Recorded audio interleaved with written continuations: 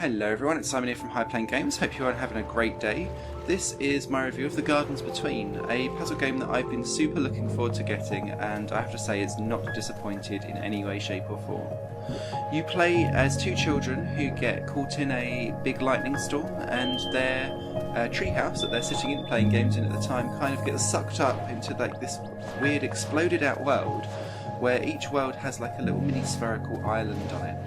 And that island contains pieces of their childhood, or in some cases I find our childhoods, because as a child of the 80s I could recognise so many things, and it pinpoints different points of these children's lives for them to go back and replay over. Now, the game is particularly quite short, so you can do it in 2 hours, but what it does do is it has a mechanic and it works it right the way through to its maturity, and I'm quite critical of games that don't do that, because sometimes a game will have a fantastic idea and then it doesn't do anything with it. This game really does.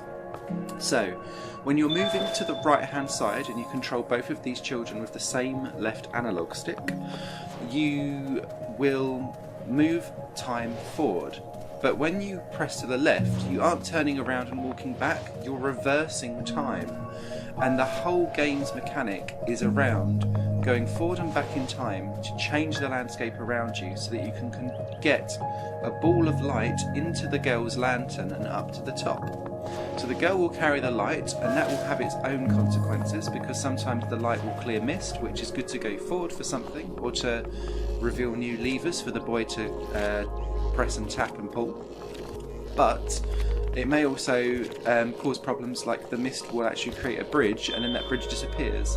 So you'll need to use these little square blocks around to suck in and give you out new light for you to then move up to the very top of the level. But as you can see here, you can use the time mechanic back and forth to do things like creating bridges with saws. There's a bit where you get sucked into a video game and you have to use the character that's in that game to kind of manipulate the game around so that you can bring out the ball of light for you. There's a VHS player moment as well, where you need to find the remote and then go back to the TV and then press the buttons.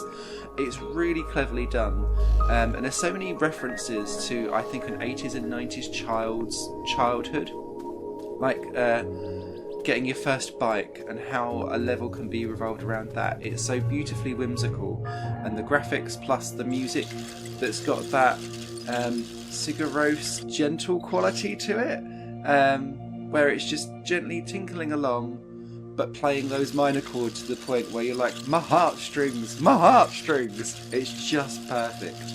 And what you can also see is that when you're on one level, you get glimpses of the levels that you've just done and the levels that are coming to you in the foreground. So you'll know that the next level is about the bicycle because you've not come across that yet, and the previous level is all about painting and doing treehouse work and stuff like that. So it's just gorgeous. I absolutely love it. What is also fantastic about this is that it does the entire game without any text prompts. So you discover how things work by this like flash of lightning that will come into the corners of the screen whenever you come across something that you can interact with. And that's why each puzzle is really intuitive to understand and work out what you're supposed to do, but it still takes the puzzle to its fullest version of itself. It doesn't go into like that, I'm going to test you and your puzzle brain will be murdered, because this is a gentle, relaxing game, but each puzzle is different, unique, and does something new with that time manipulation mechanic. At the end of each cluster of worlds, you also then get like a little picture frame of the two kids doing something in their normal day-to-day lives, and it's just so cute. So yeah, I thoroughly, absolutely recommend this game. I think it is beautifully done. It is clearly a labour of love, and I hope it gets a really big audience and the success it deserves.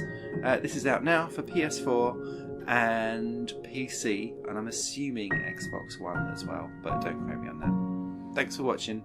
Bye for now.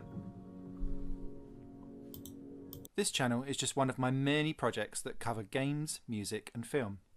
If you enjoy any of these and would consider supporting me to develop further in the future, you can do so by visiting patreon.com youtube.com/Satorimon.